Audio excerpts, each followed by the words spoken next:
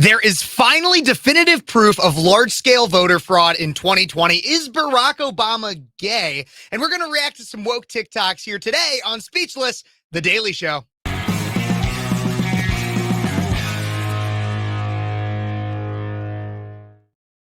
Hey, everybody, and welcome back to Speechless, The Daily Show. I'm your host, Phares, 22-year-old conservative college student out of Central Illinois at Cities 92.9, the news and talk of Bloomington, Normal, and beyond. If you've never heard of Cities 92.9, don't worry. You can check us out at cities929.com. And also, if you like this video and what I'm saying here, don't forget to like it. It's that little thumbs up right down there. Subscribe to the channel so you never miss a minute of anything I have to say. And don't forget to leave me a comment on anything that you think that you're thinking about as you're watching this. Leave me a comment on what you think about what's going on in our world. And if you really like what you see, share this video with your family and friends on Facebook, Twitter, anywhere that you like to share anything. But let's get right down into it. And I'm going to have a guest, but I want to intro this first story because I'm not sure if he's heard of it. But we actually have proof of voter fraud in the 2020 election. And so I've always been one to say, I'm a very evidence-based guy. And so is Trump, and there were some others continuously claimed we have widespread voter fraud and the 2020 election was stolen. I was always skeptical because I didn't necessarily see the hard definitive proof. Well,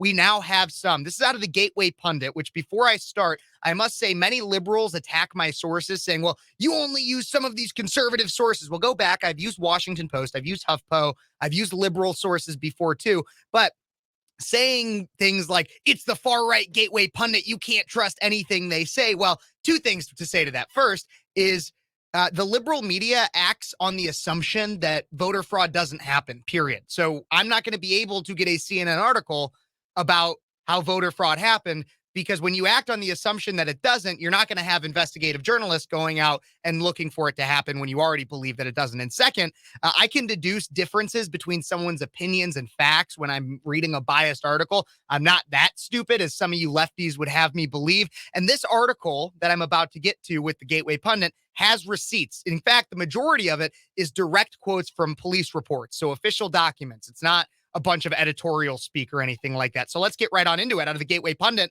on October 8th, 2020, only 1 month before the 2020 general election, in Muskegon, Michigan, city clerk Ann Meisch noticed a black female whose name was redacted from the majority of the police report, dropping off between 8,000 and 10,000 completed voter registration applications at the city clerk's office. On October 16th, 2020, Muskegon City Clerk Ann Meisch and Deputy Clerk Kimberly Young contacted the police department after noticing irregularities in voter registration applications received both in person and by mail. The Muskegon City Clerk became suspicious when the female, whose name again is redacted in the first part of the police report, but then later is unredacted, hand-delivered thousands of voter registrations to her office, many of them in the same handwriting. So that's an irregularity in and of itself. All these registrations are in the same handwriting. And then on October 20th, 2020, the deadline day for in-person voter registration applications, the suspect returned to the Muskegon City Clerk's office to deliver additional registration forms in person. Meisch estimated that the suspect brought an additional 2,500 forms. Meisch contacted the Muskegon Police Department again, and Detective Logan Anderson and Captain Sean Bride conducted a non-custodial interview with the suspect. Meisch stated that, in her opinion, a quantity of voter registration forms were highly suspicious and possibly fraudulent. Meisch's opinion was based on the fact that numerous forms appeared to have been completed by the same writer, and upon initial examination, addresses on multiple forms were invalid or non-existent. Meisch investigated further and found that phone numbers on multiple forms were erroneous, and signatures on multiple forms did not appear to match signatures on file with the Department of Secretary of State.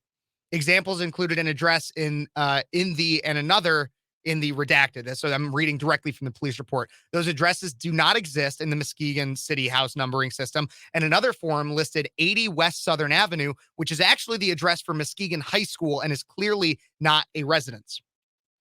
So you have all these different voter registrations. Again, 8 to 10,000 in a single day, another 2,500 on top of that. Who knows how many more? These are just the ones noticed by this one person. And members of the Michigan government, including their Attorney General Dana Nessel and Secretary of State Jocelyn Benson, are still claiming that there was no evidence of widespread voter fraud in Michigan, despite the fact that their offices were involved in the Michigan State Police in a large-scale investigation that took place across the state before it was taken over by the FBI. So their offices were involved in this, the AG and the Secretary of State in Michigan, and yet they still claim, oh, there's no evidence, there's no evidence, there's no evidence. Well, here's some evidence. Again, upwards of 10,000 fraudulent or suspected to be fraudulent, seemingly fraudulent voter registrations. So first, I will have to admit, I'm not going to admit that I was wrong, but I will say I'm surprised. I've consistently said on this show, like I said at the beginning, that I was never convinced of widespread voter fraud in 2020 due to the lack of sound evidence that was presented before me. Well, here is some evidence. But a qualification on that statement as well is this still is not presented evidence that the entire election was stolen. In fact, the evidence that we do have now doesn't necessarily even show that Trump would have fully turned Michigan red in 2020. Could that evidence still be out there? Yes. But this does not show us that it is possible, but what this does show us is that it is possible for large-scale voter fraud to take place and that Democrats will continue to lie about it. So all of that said, joining me in studio, actually formerly had the title of election integrity officer for a gubernatorial campaign in Illinois, my good friend, and you may have seen him on this show before, David Paul Blumenshine. David, how's it going? Trump won, and you know it. I love that song. Well, let's get it queued up. Let's play it. Of course, Trump won it, and we do know it. Kevin, I'm doing great. It's good to be here with you on Speechless today. And Kevin, I noticed that you mentioned that I might not be aware. I wasn't aware of this article, but I do have the article pulled up in front of me right now. And yes, I covered the election returns in election headquarters for Cities 92 in November of 2020. Literally, I was there with Andy Roberts, paused the election at around 10:30, 11 o'clock at night. I started stating, what's going on. Then I started getting some insight through other media sources outside of the mainstream legacy media that they were flipping numbers and flipping numbers, deliberately flipping numbers. I mean, showing one screenshot of the numbers showing Trump ahead, and then suddenly the numbers change and it's a differential of 30,000 votes. So something was going on. I can't tell you the extent of voter fraud. Obviously, Dinesh D'Souza does a better job in his movie, his documentary, where he covers it in 2,000 Mules. But it was such a widespread, full press of everything from election interference to the craziness of the Pennsylvania state legislatures or the state General Assembly changing the voting laws. And when they were told they couldn't change, counting votes when they were told by a justice that they could not count the votes. So, Kevin, at some point, and it's very unfortunate in this country that things happen this way, you can get away with murder. You can. People have done it. Now, granted, years go by and suddenly, oh, lo and behold, we finally realize that person really did get murdered by that person. Yeah. Well, then what happened? And I want to add to this story. They're actually, so for anybody who's just like, oh, well, you're just reading things from a police report. Well, there actually is some hard evidence right here, as you can see on screen. We're not going to watch this whole video, but this is actual footage of them taking out these registrations and bringing them into the office. The ones that were proven to be fraudulent. You can see here, there's the suspect with dollies and dollies and dollies of voter registrations.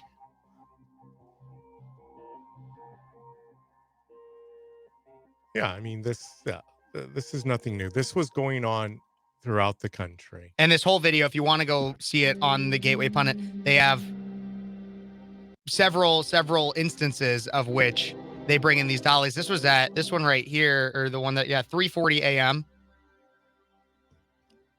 Interesting. I believe that's what for exactly what it's from, but let me just double check the caption here. Following their explosive report, this is posting a video we obtained. This was actually at a separate. This was in Detroit, Michigan. I'm sorry. So following their explosive report this morning, Gateway Pundit, they're posting a video they obtained from the TCF Center in Detroit, Michigan. The TCF Center then quoted an amount exceeding $22,000 for just one day's video. Out of the thousands of hours of video examined, there's clear evidence of irregularities and suspicious activity. The ballots seen in this video arrived at the center without the proper chain of custody documentation. These ballots should have been disqualified. I'm sorry. So this is a separate account. This is entirely in Detroit. I pulled it up quickly. It was not planned in this video, but yes. So there was multiple irregularities in multiple areas of, obviously there was the Muskegon one that I just brought up. That was Detroit, Michigan, that I just showed. And they tried to have a barrier to the entry of even getting that video, claiming that to obtain that video, they had to pay upwards of $22,000. So, but I want to talk just a little bit briefly as we covered this story out of Michigan, what you're understanding. So you served on the gubernatorial campaign in Illinois, the Republican general candidate, Darren Bailey at the time, as his, what was your exact title? So I was the director of election integrity for 102 counties. And, chain of custody was part of our responsibility. Vote by mail was part of our responsibility. Poll watchers, election judges, another part of our responsibility. We probably weighted the poll watchers and election judges more than we should have, and we should have really emphasized on the vote by mail. The reason I say that, Kevin, is this. We found out early on in the election season, so once again, a state governmental body in our General Assembly changed the election laws with the COVID crisis and expanded the voting of early voting to 40 days. Many states, mostly Democrat-controlled states, fell in suit with that, right? They expanded this voting period of time. So now we had to figure out how to get coverage at all the different voting precincts throughout the state to make sure that it was on the up and up. Well, the one thing that we could have never planned for was an influx of over 865,000 vote by mail ballots, with a majority of those ballots already known that they were Democrat ballots, roughly 66% of them. 66% of them were Democrat ballots. So roughly 7 out of every 10 ballots was a Democrat ballot. Those ballots were processed for the most part in 2 vote by mail processing centers, one in Cicero. We have eyewitnesses, poll watchers, that said that the contract service that was processing, tallying, they weren't necessarily counting the votes, they were tabulating them, which is the same as counting, but without reporting. Tabulating the votes without dual signature verification, without proper addresses, which all these things are a violation of the state statute that's in place. But what could be done about it, Kevin? That's the sad part. You can't stop the process. That's what I mean by flooding the zone. When people start rolling ballots and registrations and out on carts after hours, after an election is supposed to, obviously polls close at 7, whether it's Eastern, Central, or Western time. And suddenly you start seeing these shenanigans, these irregularities of suddenly more ballots are found, more ballots are pulled from suitcases under tables. It makes us not be trusting of the election. Here in Illinois, obviously for us, we learned by our mistakes. We know that that we as Republicans pretty much hold 1.7 million votes. In order to win an election in Illinois, we now know it's going to have to be about 400 to 500,000 more ballots. And with mail-in voting and being an early voting and ballot harvesting being at the center of that. Yep. Interestingly enough, so just last week, as you likely know, and everybody, I've been covering it on the show, Donald Trump was indicted in D.C. With claims that he lied about the 2020 election in terms of voter fraud. And obviously a lot of it has to do with statements that he's made on January 6th, wanting Mike Pence to overturn the election, all these different things. I first just want I want to talk about how this story kind of counters Jack Smith's argument of that, well, Trump lied, Trump said voter fraud, and that's not true, all this kind of crap. But I want to talk about that, but I also want to just get your blanket reaction to the DC indictment. Well, first and foremost is, what is the indictment? What laws did he break? And they claim obstruction and disenfranchisement of U.S. voters. What does that mean? So restricting somebody's right to have free speech, that's really what this is an attack on. And if that's the case, then we've shared this on my show, your show, Cat's show. I have a 13-minute video compiled with heads of state, Hillary Clinton, Kamala Harris, Joe Biden, basically stating that the election, that President Trump after 2016 was an illegitimate president. Well, they said the same thing after 2000 as well. Well, exactly. And it shows that in this video. So is that the same type of rhetoric and speech that you're going to indict Trump over? Because if that's the case, then fair is fair. Let's start indicting some people because we have proof. We have them on tape saying the same things Trump said. So it's either got to be, and that's the only way. That's when I said on my show last week that we're never going to come together because there's such a chasm. And that's the case. We have to have symmetry. It's the only way that we're ever going to bring this thing back together. And that means what they do to us, what they're doing to us, we need to do to them. And that's the only way we're going to level this thing out, because ultimately they can gaslight us on every issue, including the Trump indictment. There is nothing that Trump did that breaks the law. All they're doing is trying to circumvent the law and to rewrite what the law states. And so what do you think about this story coming out now of the Gateway Pundit? And do you think it'll throw a wrench? Do you think this will be brought up in their court cases? Obviously, it's just your non-expert opinion on this, but do you think that this will throw any kind of a wrench in what Jack Smith is trying to do in claiming that Trump's a liar? I think there's so much out there, but I think you did a great job of covering this. They are in the business of whitewashing and brainwashing the American people. The reason they say that Trump is being indicted for misinformation, or whether it's J.B. Pritzker saying that that parental or pregnancy advocates shouldn't be allowed to say things in defense of life because they're spreading disinformation. That's gaslighting. They're going to continue to say that. They're going to continue to ramp the fever up on associating Trump with everything but being human, because that's their only plan. It's not to rebuild this country. It's not to make this country great again. It's not to put us set us apart as a light on a shining city on the hill. It's truly about destroying the American dream as it was set forth by our founding fathers. They have a design, and their design has nothing to do with the LGBTQIA plus community, or does it have anything to do with abortion, nor does it have to do with illegal immigration, nor does it have anything to do with green energy.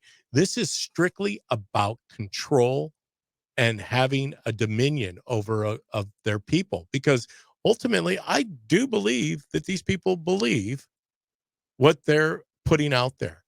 And I think that's a type of psychosis that is well beyond my scope, and a team of psychologists needs to help those people. Absolutely. Well, I mean, I think it must be a follow-up to how to win friends and influence people. It's how to control minds and influence elections, right? Yes. So everybody, if you're just tuning in, I'm your host, Phares. Thank you so much for tuning in. Don't forget, if you like anything that we're saying here, to like this video, hit the thumbs up, subscribe to the channel, share the video with all your friends, and don't forget to leave me a comment. What do you think? Do you think that there's even larger spread voter fraud or anything? Do you have any articles that I should be looking into? I can't be the most informed. I can only read so much in a day. Leave it to me in the comments section. Let me know. But again, don't forget to like, subscribe, and share, and also check out DPB's channel. I'll make sure I keep flashing that down there. But into a totally different story. This one's very interesting, and I'm gonna start off just by covering the blanket basis of it, and I'm gonna have DPB react to it, and then we're gonna just talk about why this matters. But recently, out of the Daily Mail, Barack Obama's biographer, David Garrow, revealed that the ex-president had, quote unquote, gay fantasies, and says the ex-president is as insecure as Donald Trump. Sitting down for a lengthy Q&A with tablet historian David Garrow, also renewed claims Obama's first memoir was fabricated, slamming it as, quote, historical fiction. He also said the former president is just as insecure as Trump, and went on to claim he is too lazy to serve as a justice on the United States Supreme Court. it is also revealed how the ex-head of state, President Obama, had made a career from speaking engagements and several book deals, once called America, and has also called America a racist society. But the biggest thing I want to focus on this is that he claimed he years ago revealed Barack Obama's allegedly gay fantasies, and they're being brought back up. And so I've been one where originally I saw this video. So I'm going to pull it up right here. And this is from Dinesh D'Souza's documentary, Trump Card, I believe it was. Have you seen this, David? Have you seen Trump Card? I have not seen the full extent of the movie, but I've got enough of it that I'm familiar with what the theme of it was. And so here's this video. This was posted to Dinesh D'Souza's Rumble, also been making its way around the Twitterverse and such. And so I'm just going to play a little bit of it for you guys, because this is what I first saw. And so I'm not, again, as I mentioned in the first segment, I am not a person who likes to buy into conspiracy theories or any kind of a theory without some kind of evidence to prove it. Well, at first, when I saw this interview, I easily wrote it off as just, oh my gosh, this is hearsay. This is a he said situation. And you're going to see exactly what this guy says. But now with the ex-Obama biographer coming out and saying this, it kind of establishes a pattern of behavior and thus leads to some level of evidence. Let's take a look at this right here. There we go. He said. I kind of like that, Kevin. I caught it. I picked that up. Yeah, you picked that up? Quick enough. I got to unmute the tab. He said. Let's he go. said. It's obviously a big story.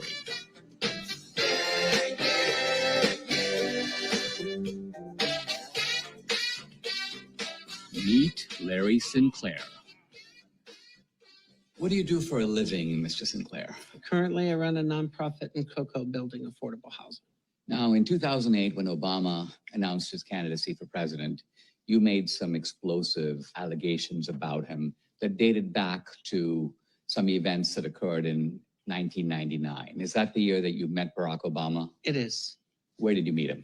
Outside of a bar in Chicago. What were you doing? I was on a night out. I had asked a limo driver if he knew anyone that would be interested in showing me around the town. And it was clear for the limo driver that I was looking for someone to enjoy the night with. The introduction was made through the limo driver. And what happened? We had a few drinks. I had made some comments about wanting Coke. So we got in the limo and left. And we started drinking. I started snorting. He started smoking. I actually put my hand on his knee and started to rub up his thigh. So I want to be clear as he's describing this, when he says, like, so obviously drinking, you know what that is. You might have already deduced this, but when he says snorting, they're doing cocaine, and all of this surrounds this man in the interview and former president, but at the time, Senator Barack Obama. Yeah. State senator, right? Was he U.S. senator? I think he was a United States senator at this. Maybe it was. I don't remember the exact timeline. Well, he passed U.S. senator so quick that I think we forget about him. I mean, so if not national senator, likely state senator, at a minimum, working his way up in the political realm, because he had been doing so in more ways than one, it appears. Well, he'd been working his way up a bunch of ladders, apparently. But let's keep watching what this guy has to say about his night with Obama. And I performed oral sex on Barack Obama.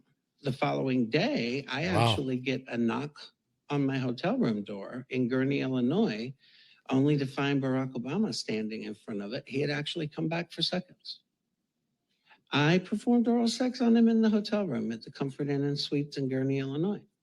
Were there drugs involved on the second night as well? There was. Who produced those? He actually brought those with him. Now, Obama at that time was a state senator. I actually had no idea who he was. And then when did you find out that it was Barack Obama? Watching the 2004 DNC convention. Thank you very much, everybody. God bless you. Thank you. And it hit me. And at the time, I was just kind of floored. Good afternoon. My name is Montgomery Blair Sibley. I'm the attorney for Larry Sinclair. Now, you have this press conference. I performed fellatio on Senator Obama in the limousine during the time Senator Obama was smoking crack cocaine. After the press conference, you are arrested by the D.C. Police Department upon the orders of Beau Biden, Attorney General for Delaware. So this is Joe Biden's son, Beau Biden. It is. Apparently, he had a grand jury indictment from 2 weeks after I went public on Obama accusing me of theft that never took place.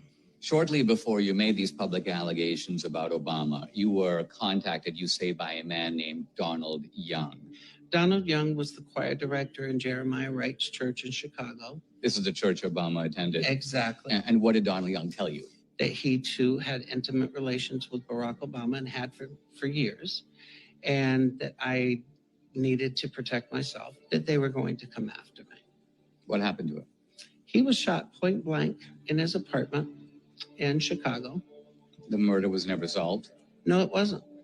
Donald Young's mother subsequently made a public comment, I believe reported in one of the tabloids. What did she say? She wanted to know why her son had to die to protect his friend, the president, which was referring to Barack Obama. Did you have this kind of a conversation where you describe what happened to you on any of the major networks? No. Did the New York Times or the Washington Post interview you? No. Have you heard of Stormy Daniels? Who hasn't heard of Stormy Daniels?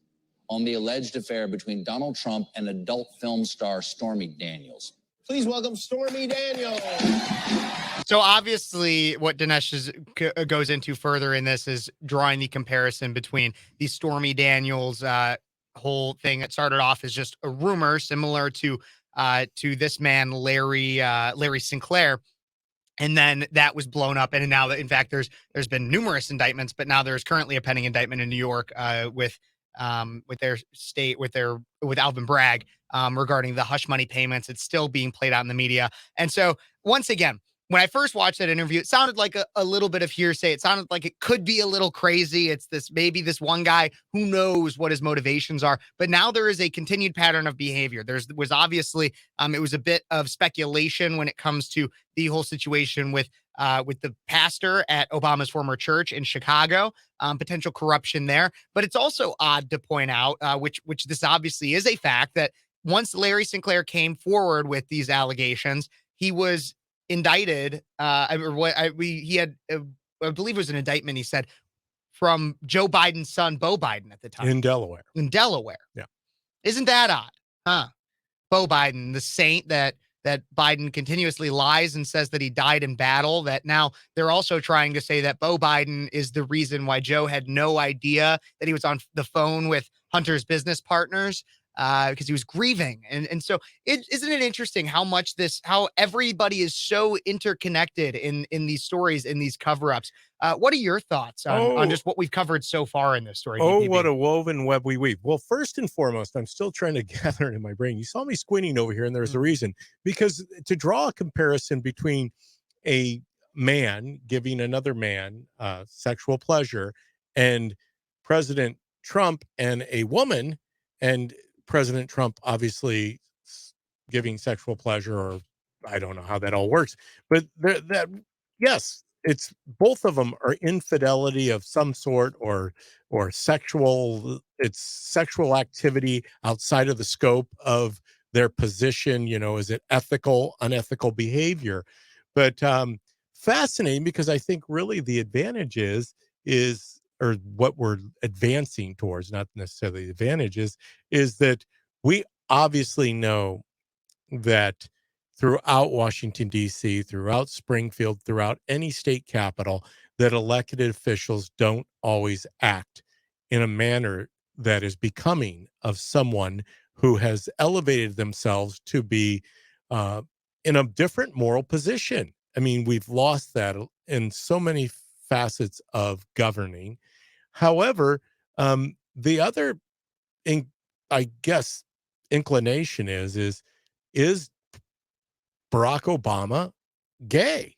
And because we've heard that for a long time. I'm going to let you go a little bit more, but that's a big question that I want to talk about with this, because again, like I said, I know a lot of this stuff might sound crazy. And if you're a more moderate person watching this, you're a liberal trying to get a different perspective.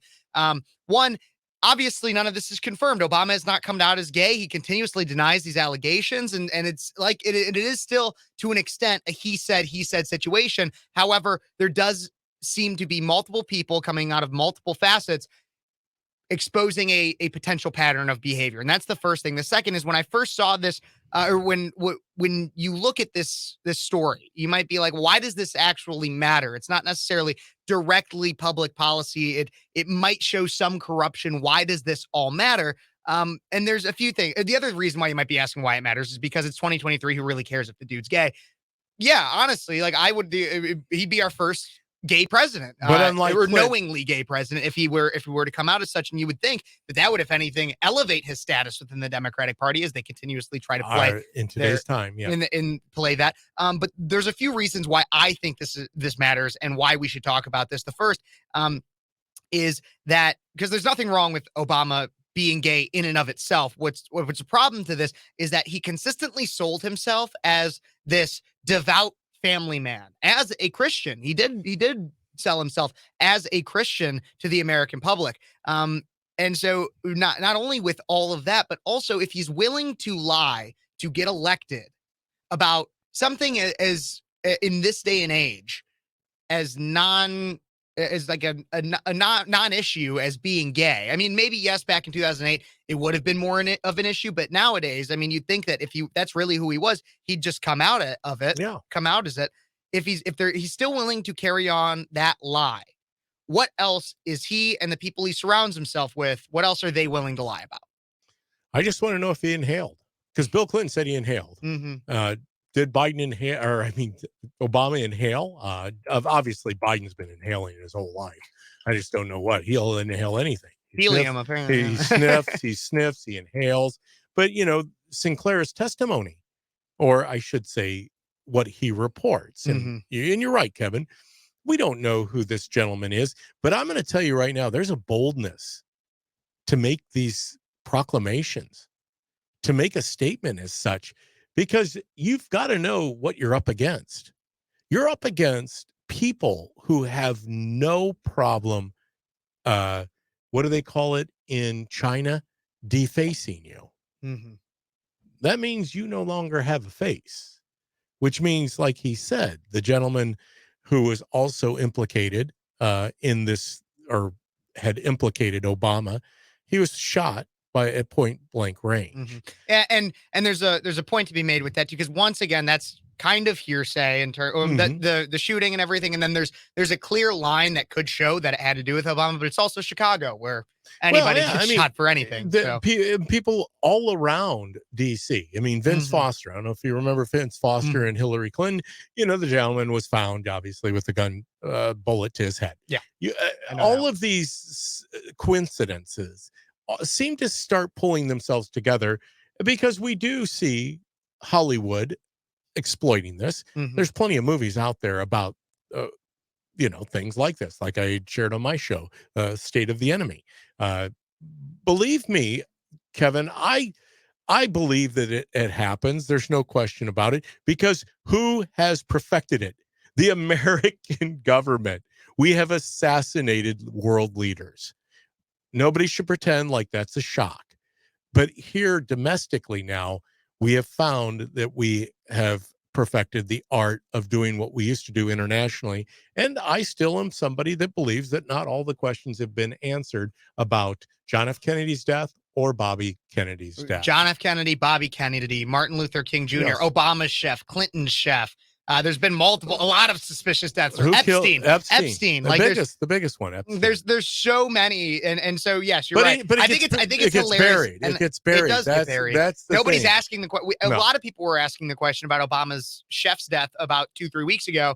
Now nobody's really asking about that. Nothing to see here. Nothing to see here. I do think that you make a great point in the fact that our country will brag and defend and come out openly about the dictators and the bad people overseas that we've assassinated, but pretend like the government has never had any involvement in domestic assassinations. Oh gosh, the Central Intelligence Agency, we have wiped people out because there are people that get too close. Yours truly, obviously, you've been you were assassinated. No, yours truly could be targeted, right? Yeah.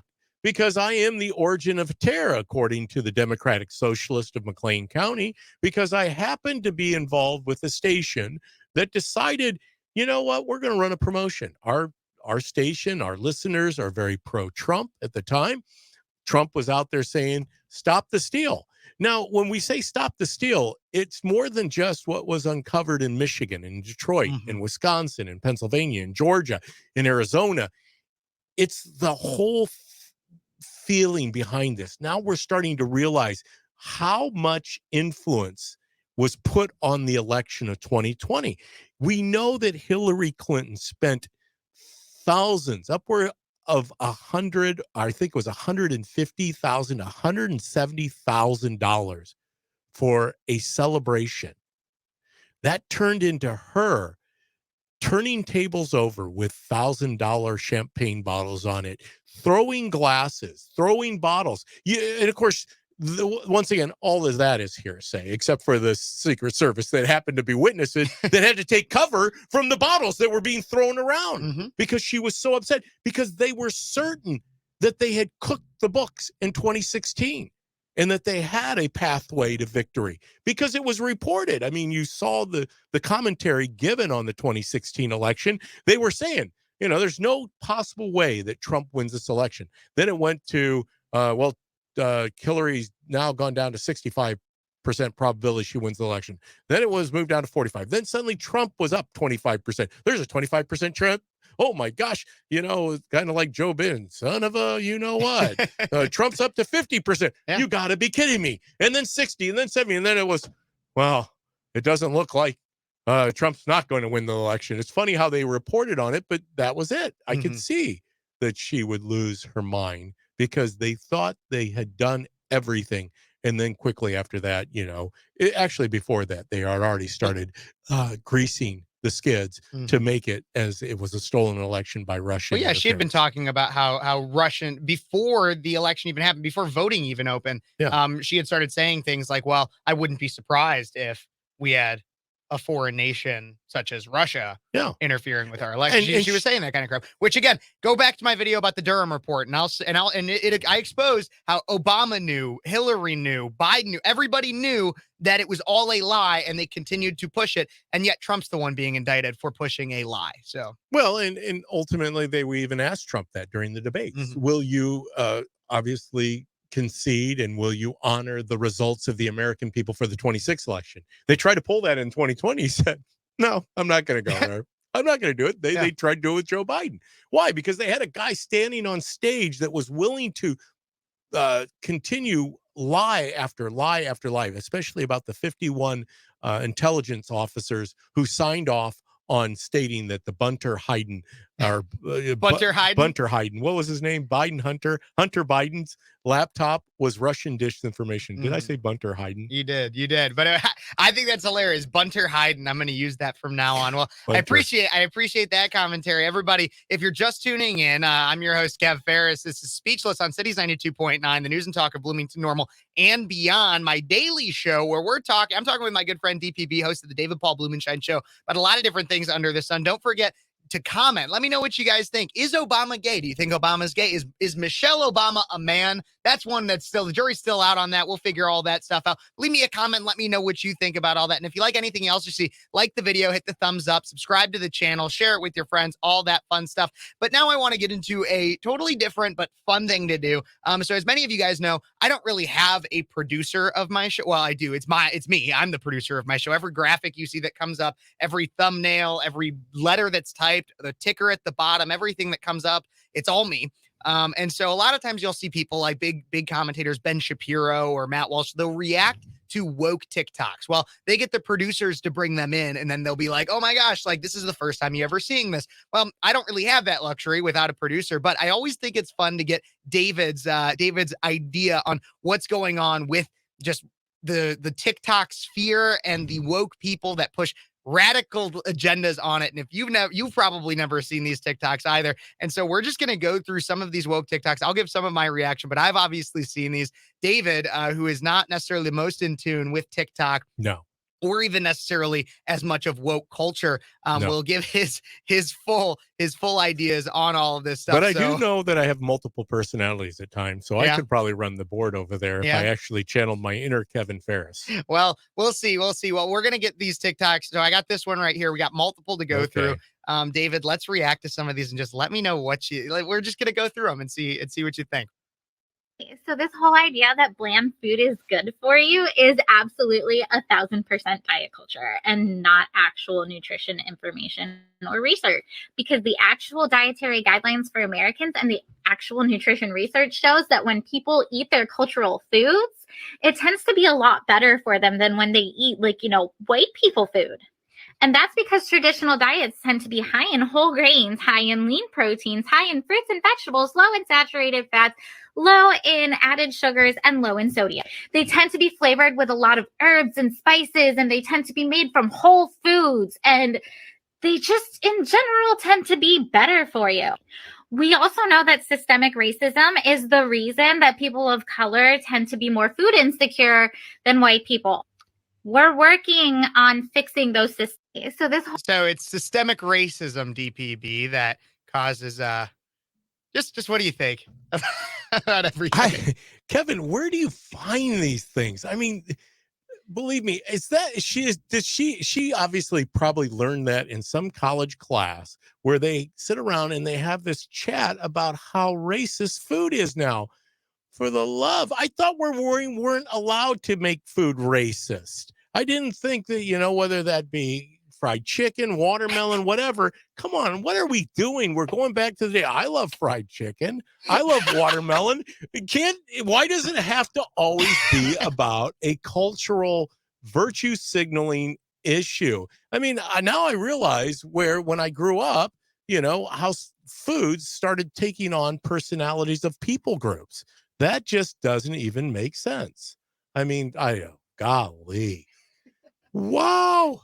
I just had to fix your camera right there. Make sure you're all in there. Oh my God. Well, and I totally get where you're coming from, but this is like things that DPP people actually believe this kind of stuff that, well, if you like, and I think a lot of this is fringe. Like, I don't want to act like this is every liberal out there, but there are people that are actually out there that think that you are a part of fat phobia diet culture and you're purported or you're pushing racism if you like to eat blander foods. So my buttered noodles that I like to have, apparently to some, I'm a ardent racist for my belief. Send that TikTok to Ty Smith and have him on Cancel This or the Modern Renaissance Man. I'd love to see his reaction to that, gal. No, I'll let you know. But wow. Here's another one that we got. Okay. Different outset here or setup on the TikTok itself, but this one's a little bit longer. I might end up cutting it down, but there's just a lot to break down here. Just David, be excited. This is a good one. I can already tell. Never seen a family like this. We went from mother and son to father and daughter. That's right. This father and daughter used to be mother and son. 15-year-old Corey Mason, who loves mascara and lip gloss, was actually born a boy. I always wanted to be a girl. I would always, go like this, like this. I was always girly. And this is the woman who gave birth to Corey and 4 other kids. She never felt comfortable in her female body. I definitely felt like a boy. I definitely felt like I identified with boys, but I didn't realize it was possible that I could actually be one. It wasn't until 4 years ago when the two watched a TV special on transgender teen activist Jazz Jennings that everything became clear. I said, wow, I'm just like her. I'm a girl trapped in a boy's body. Corey started taking puberty blockers at age 11 to stop facial hair growth and deepening of the voice. You know what that is? This is the moment Corey received her first dose of female hormones. She's overcome with emotion. Just seeing her courage and her bravery in the face of so much adversity, I think that's ultimately what gave me the courage to come out myself. For Mom, the transition began with a short haircut. Oh my God. The 39-year-old then started injecting testosterone. My voice has gotten deeper. I've grown facial hair, even though I shave it now. Earlier this year came the double mastectomy. Excited? Happy? I felt like I was trapped in a woman's body, and just that mastectomy made me feel free. The transition has proved difficult for Les Mason, who married Erica 10 years ago. It's challenging because I married this beautiful woman, but I'm getting to the opportunity to see someone become who they truly are. It's prom season across the country, and Corey won't be left out. The entire family helped pick out a dress. You want it like big and poofy? Oh, yes, very. What you think? Definitely. Her little sister Ellen has a prediction. She's gonna be a prom queen, I know it. This is who she was meant to be. Definitely. No question about it. And though Corey's mother is now a man, he'll never stop being mom. I love you, Mom. I love you too.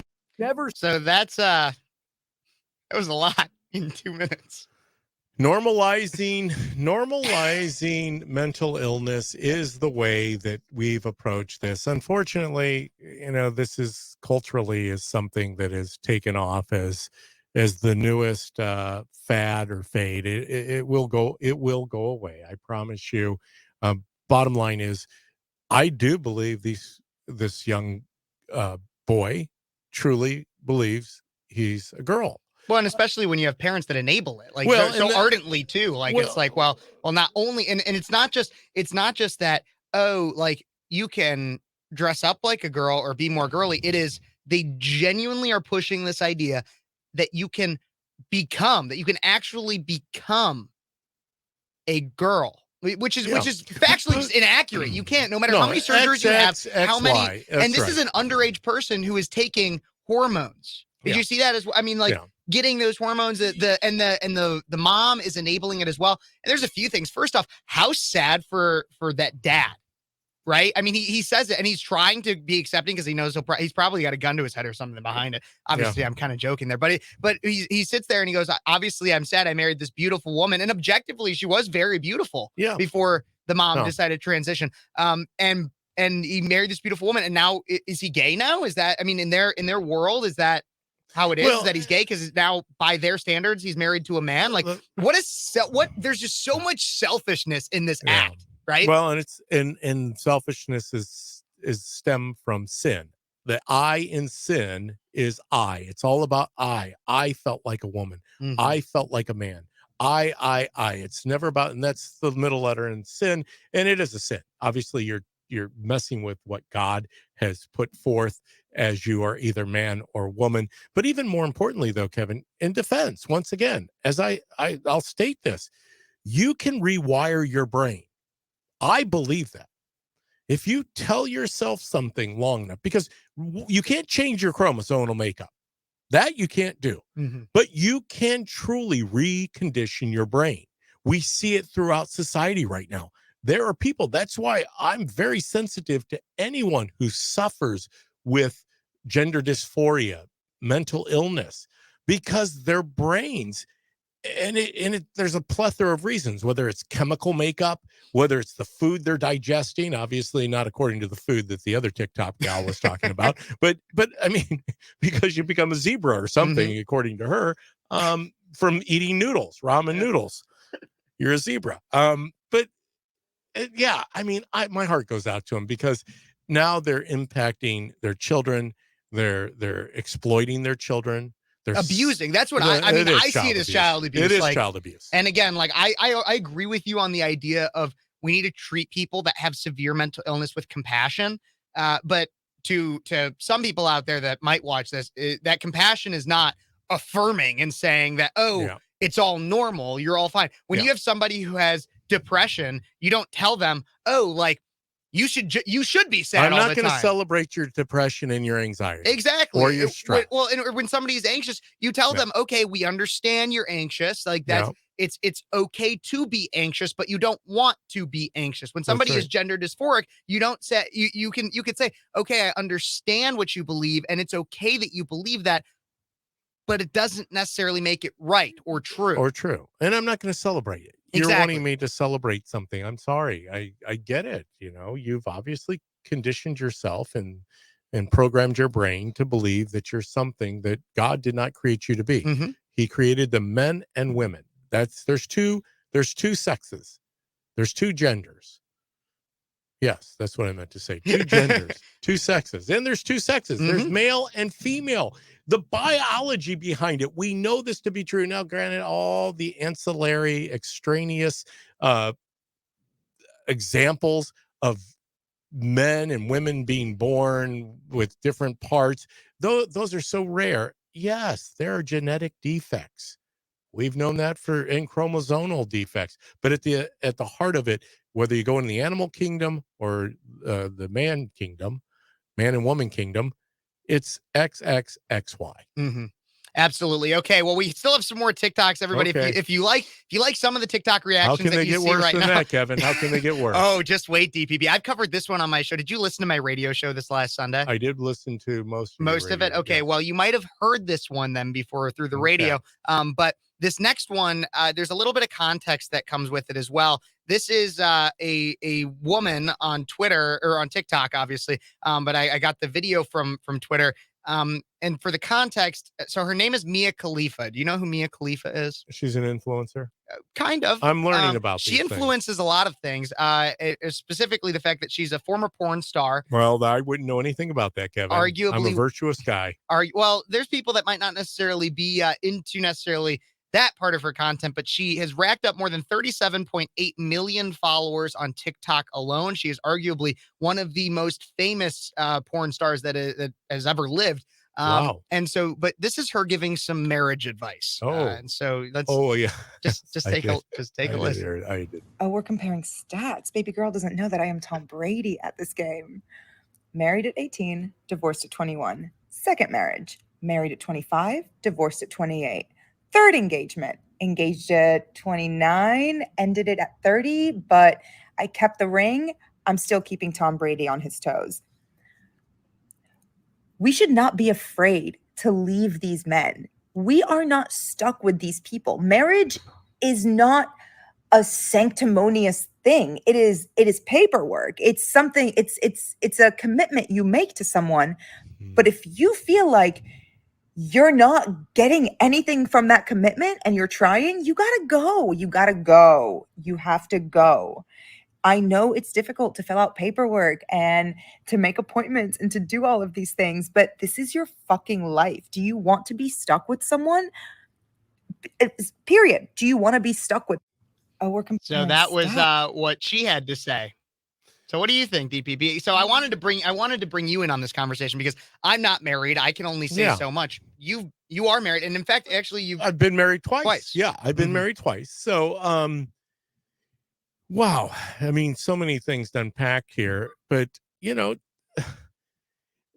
sin, S-I-N. And anytime you listen to somebody, listen to what she says. It's about the I.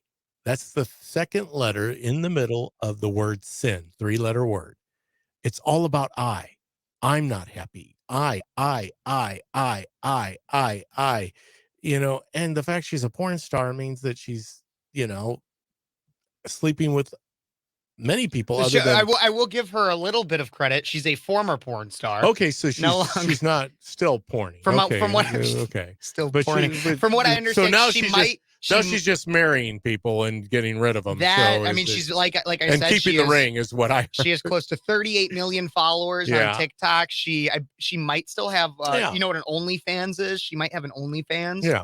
I'm not 100% sure, but she no longer does the bigger budget, larger studio pornography that she used marriage is something that takes an amazing amount of work, but it is work that is well worth it, because to reach a level, because most people never reach it. Obviously, unfortunately, I would have never reached that point with my first wife. That was a decision, obviously not made by me. I would still be married to my first wife if it were up to me. My second wife, we go places within our, not only in the sanctity of marriage, in the confines of the sacramental marriage, but we go places spiritually together that we could not go as individuals. And not everybody reaches that point. And that saddens me, but it takes commitment. It takes work. But Tanya and I, we have reached pinnacles in 8 years that I would have never have in my wildest visions of life for the future would have seen myself, whether that's being a missionary, whether that's being involved in the community with young people, whether that's just serving others, which gets back to the sin. there's nothing about serving others. I never hear her talk about others in community. It's about you. I mean, about it's me. what she said. She basically Right. said, if you get bored, if they're Yeah, not it's doing me. anything for you, Everything in life is leave about me. There's another thing that she said briefly. I was just curious what you had to say about it. She said that marriage is just paperwork and there's no sanctity to it. Well, I mean, technically speaking, you're right. If you don't hold marriage as being something that is put here on earth by God, which Jesus tells us what marriage is. It's the relationship between a man and woman, like Jesus in the church. And we are to walk that out. So if that's not your vision, if that seems to be about the sky god, then what really is marriage other than a legal contract that can be broken by anybody at any time for any reason, no matter how you feel? And oh, by the way, keep the ring while you're going out the door. Absolutely. Hopefully there's a lot of money behind the ring. Yep. All right. Next one. Let's do this one. If I am transitioning, why am I pregnant when that's such a woman thing to do? I would first of all like to say that it is free for me, because one person asked why I don't do like surrogacy. I feel like I'm doing surrogacy for myself. It's free for me. If I have the parts, I'm a dad, y'all. I'm about to have my third child. If I have it, I'm going to get my well use out of it. So I am going to grow the baby myself. I have it. I'm going to get my use out of it. And then I'm going to get it cut out. I have these. I'm going to get my use out of them. When they're done, gone. Pregnancy is not feminine for me. It's not like a woman thing for me, because I'm not a woman. And when I'm pregnant, I'm still not a woman. What do you think? Yeah. Like I said earlier in the TikTok reaction, is truly that is a state of It's a wedding something for that just myself. isn't factual. It's not a truth. It's never going to be true. You're also not a biologist. I'm pretty convinced of that. There's no biology classes that you passed. You are a woman. Within you is a child that is being grown. That can be done by a woman, not a man. Men don't have a plethora of different body parts, fallopian tubes, just to name one, but I can name Vagina. many. Well, eggs. See, you wanted to go all the way in. So, but a uterus. Did you mean that pun? Go all the way. Yeah, you're going all the way. You're in there. The uterus is a big part of that, but my body doesn't have the capacity to bear children. I know that. I mean, this is so illogical and nonsensical.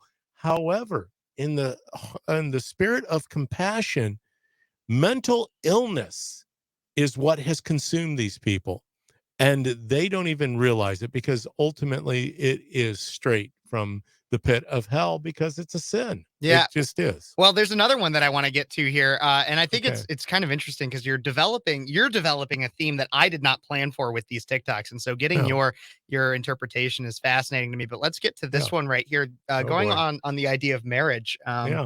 Just see what she has to say. I'm assuming when I say she, I'm not 100% sure, but just listen here. Hey, it's Billy, and today is my wedding day.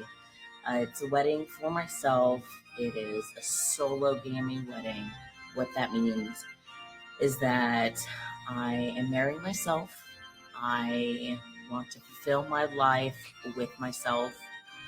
I want to have a kid with myself. So my journey is, when I hit 30, I want a kid by myself. And spend my life with this kid, and put all my love, hope, and joy into this kid.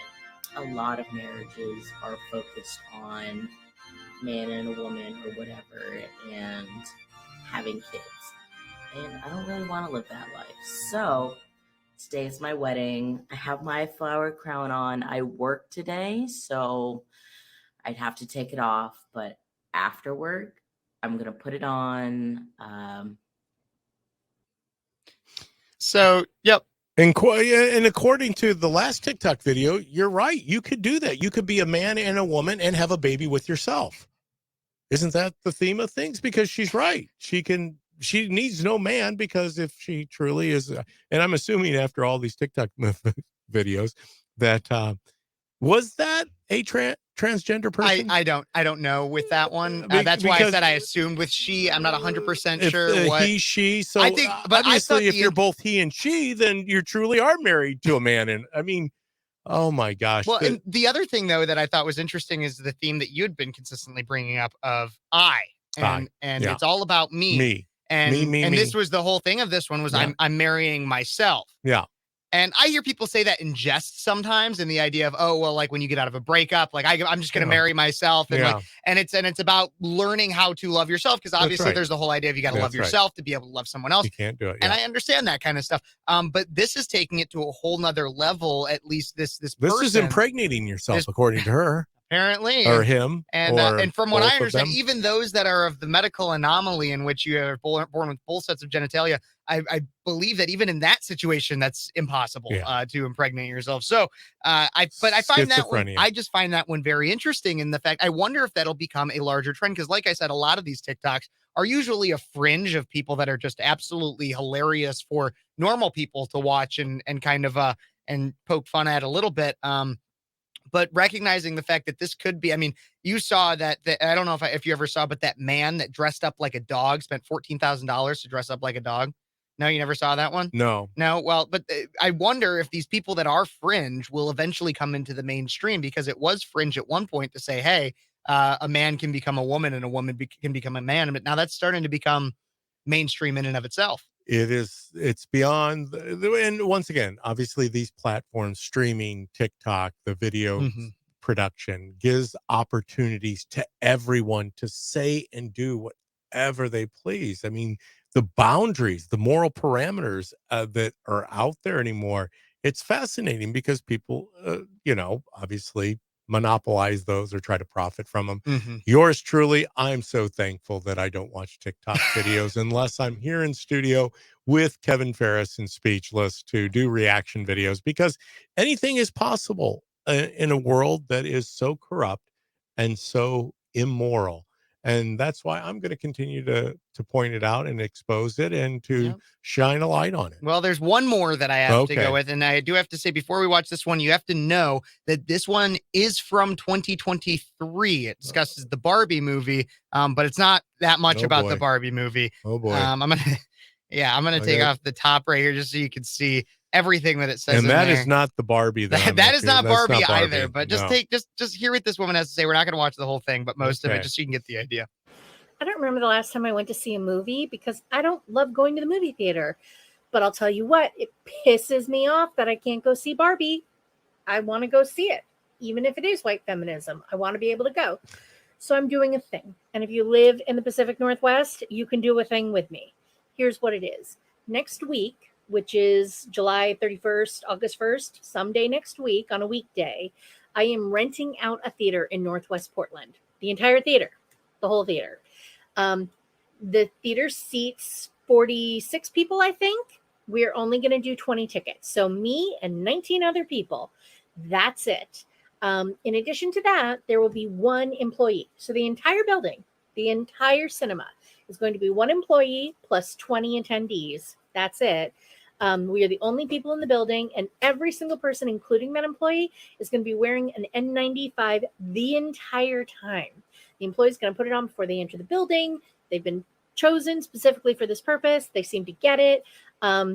If you show up because you bought a ticket, I need to see a KN94 well-fitted or a 95 well-fitted or a P100. And if I see a baggy mask, I'm going to tell you to take it off and put on one that I hand you. I'm holding onto a bunch of masks.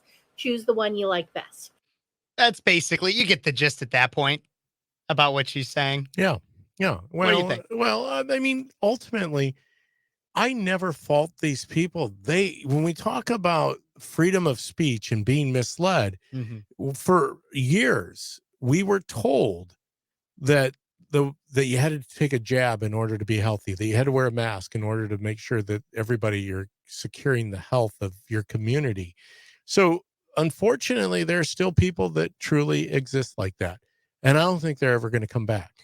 And she's not going to come back. You're not going to convince her anything different, but it gets back to association. They kept over and over and over and over, especially living in Oregon. I can only imagine, because certain areas of the country are going to highlight this insanity at a greater degree.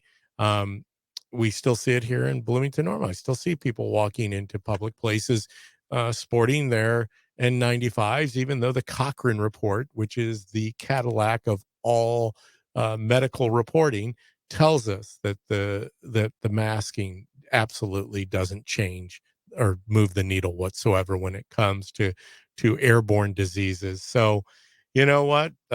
Bless her heart. I hope that she gets to go see Barbie with her N95 mask. And she even, I mean, I don't know if there's going to be no concessions or anything during it, nothing, because she's rented out the studio. It's all her. Yeah. She would be a fun one to hang around with. I mean, I don't know how. I mean, I suppose it's the old thing that the mask comes off sitting in a public place when we start feeding the hole in the center of our face. Yep. You know, but that doesn't, you can't catch anything when you're feeding yourself or sitting down in a restaurant, because I mean, wasn't that the belief? As long as you're sitting in a restaurant, you didn't have to have your mask on.